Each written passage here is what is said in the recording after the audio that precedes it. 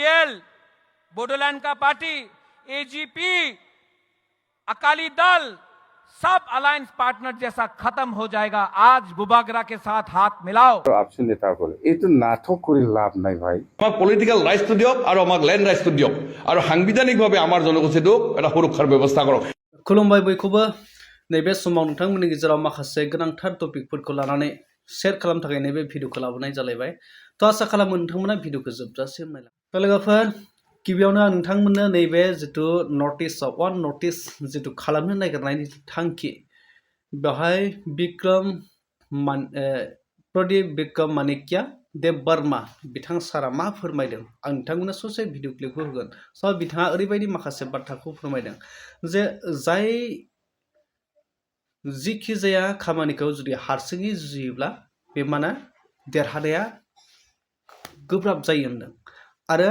बेखौ खौसेयै जुदि गोरोबलायनानै जुजियोब्ला माने देरहानाया सम्भव माने देरहासार जानो हायो। जैसे कॉनराड सांगमा ने बोला,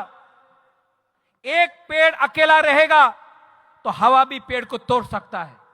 लेकिन अगर सैकड़ों पेड़ एक जंगल बन के रहे तो तूफान भी उसका छू नहीं सकता है।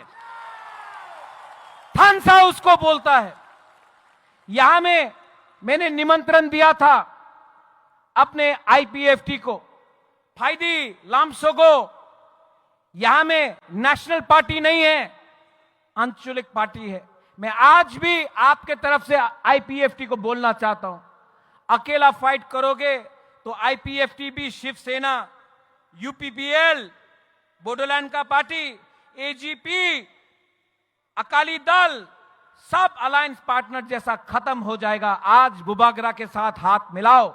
मैं भी तिपरासा, आप भी तिपरासा, एक होकर फाइट करते हैं और जवाब देते हैं। एनसी बाबू का जो आत्मा था उसको भी आशीर्वाद मिलेगा, उसको भी सुकून मिलेगा। थारैनो नोंथांमोना बुजिबाय, बिथाङा जोबोद मोजां माखासे बाथ्रा बुंदों दा वान नटिस खालामनो थाखाय आरो बिथांमोननि जिथु थांखि बे माने प्रदीप विक्रम मानिक्या देब बर्मा बिथांमोना ओरैबायदि मोनसे थांखि लादों, बेखौ वान नटिस खालामनासो गारगोन होननानै बिथांमोना मोनसे थांखि लादों आरो बिथांमोना जेसांखिनि नर्थ इस्टआव सा सानजा भारतआव पलिटिकल एंगेलाव जिथु रिजनेल पलिटिकल बा नेशनेल पलिटिकल्स पार्टिया जुदि रिजनेल पलिटिकल्स पार्टिफोरजों एलायन्स जानो नागिरो बैसोरखौ आउट खालामनायनि मोनसे थांखि लादों आरो जेसांखिनि नर्थ इस्टआव इन्डिजिनियास पिपलफोर ट्राइबेल हारिफोर दङ खौसे जानो बिथाङा खावलायदों आरो दिनै बड'लेण्डनि बा बिटिसिनि रिजनेल पलिटिकल्स पार्टि ट्राइबेल इन्डिजिनियास पिपलफोरखौबो दिनै बिथांमोना माने जाय थामसा आफादाव बिथांमोना वान नटिस खालामनो थाखाय बे थामसायाव जइन जानो बा हाबफानो खौसे थाफानो थाखाय बिथांमोना खावलायदों। अब्ला जोंनि बिटिसिनि जाय लिडारफ्रा मा सानगोन बेखौ दा नोंथांमोना नेक्स्ट नाय, जाय दिनै बिटिसिनिफ्राय एनअसि हरनाय बेहाय जेबो गोहोम गैलिया होनदों आरो मोनद' हारिनि एसटि होनायाव एक्जिस्टिं ट्राइबेला जेबो खहा जाया होनदों। नाथाय बे बाथ्राया बेसेबां सैथो आं नोंथांमोननो एसे बाथ्राखौ खोन्थागोन। आं सिगाङावबो बुंखादोंमोन जिथु ट्राइबेल बिनाया ओरैनो बियाखै बा ट्राइबेलल' मुं होनानै बा जाय ट्राइबेलफोर माने एसटि बिदों एसटि मर्यादाल' होनानै जेबो मुलाम्फा जाया बा बिसोरो ओरैनो गनायनानै लाया बा एसटि जानानै माबा मोनसे मर्यादा मोनाबा बिसोरो माने ओरैनो सिरि थाया होननानै आं बुंखादोंमोन। दा नोंथांमोना नैबे ससे भिडिअ क्लिपखौ नाय आरो मा फोरमायदों। আমি অকল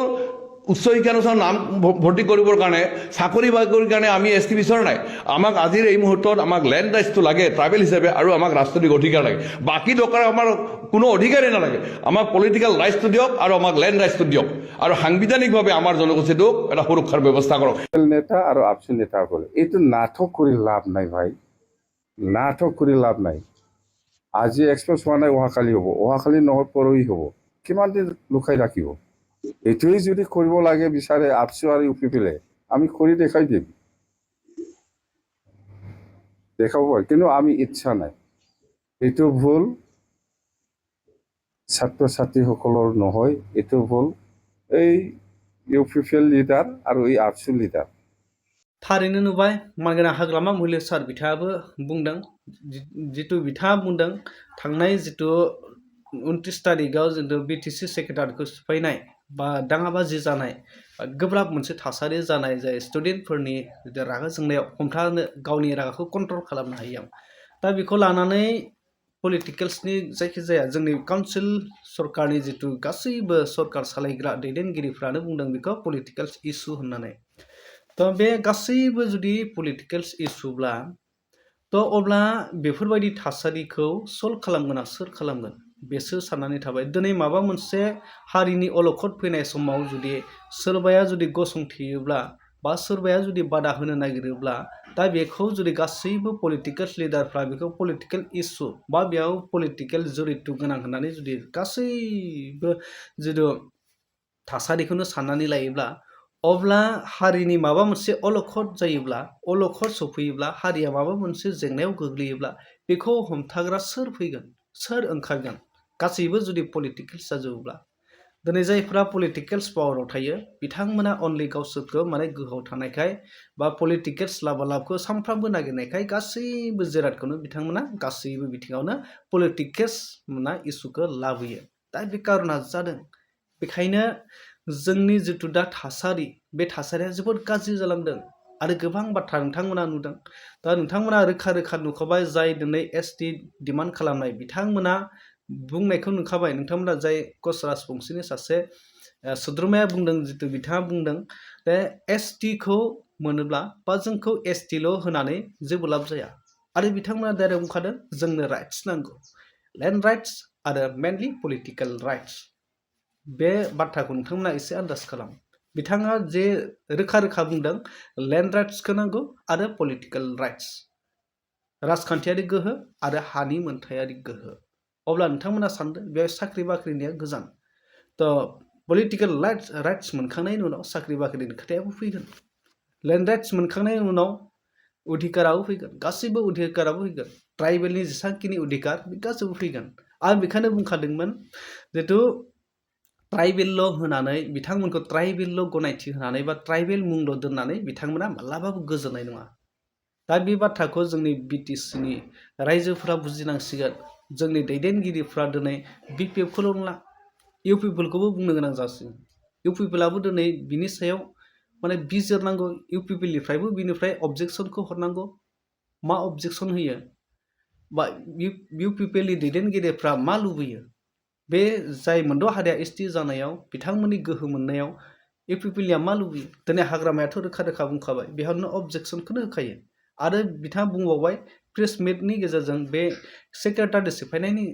जिथु जाथायखौ लानानै बिथाङा प्रेस मिट होदों बिथाङा अबजेक्सनखौनो होबावबाय बेहाय माने जेबो माने अबजेक्सन गैया न' अबजेक्सन सार्टिफिकेट बिथाङा गथायखानाय हिसाबै बिथाङा माने अबजेक्सनखौनो होखायाखै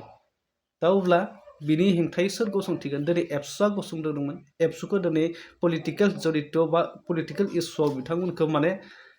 जरित खालामबाय दिनै सिसिटुआखौबो पलिटिक्सआव जरित खालामबाय दिनै स्टुडेन्टफोरखौबो दिनै पलिटिक्सनि होननानै सानबाय नाथाय साफ्रोमबो जे पलिटिक्सआव माने दंजोबो बेबोथ' नङाना दिनै स्टुडेन्टफ्राथ' पलिटिक्सआव मालाबाबो थायाखै मालाबा सोरबा स्टुडेन्टआ जायफ्रा सोमावसारनायाव थांदों बिथांमोना राजनितिकआव माब्लाबा लोब्बा दंफायो नामा ना मालाबा समा राजनितिकआव खारफादोंमोन नामा बेसोरथ' गैयामोन बेसोरथ' राजनितिकनि दैदेनगिरिफ्रा दैदेनाखै मानोना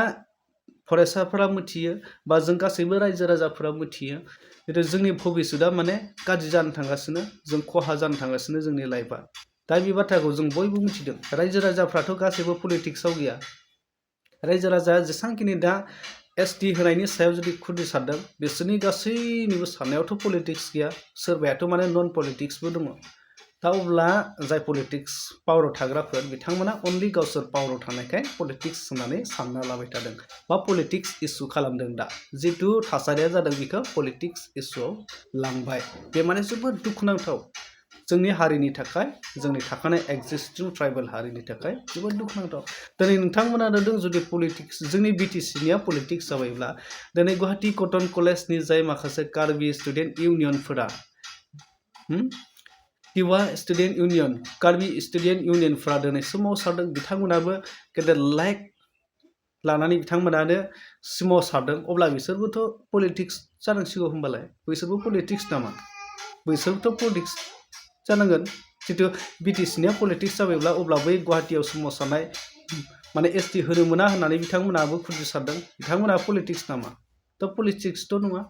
दा बेखायनो गासैबो थासारिखौनो पलिटिक्स खालामनाया बे जोंनि थाखायनो दुखु गोनां जोंनि हारिनि थाखायनो बे माने गोबां साननो गोनां दा नोंथांमोना बिनि सायाव बिजिरनानै नायदो आरो बिनि सायाव मा फोरमायनो सानो फैबाय थानाय समाव जोङो बयबो गसंथानांगोन आरो बयबो खौसे जानांगोन आरो जाय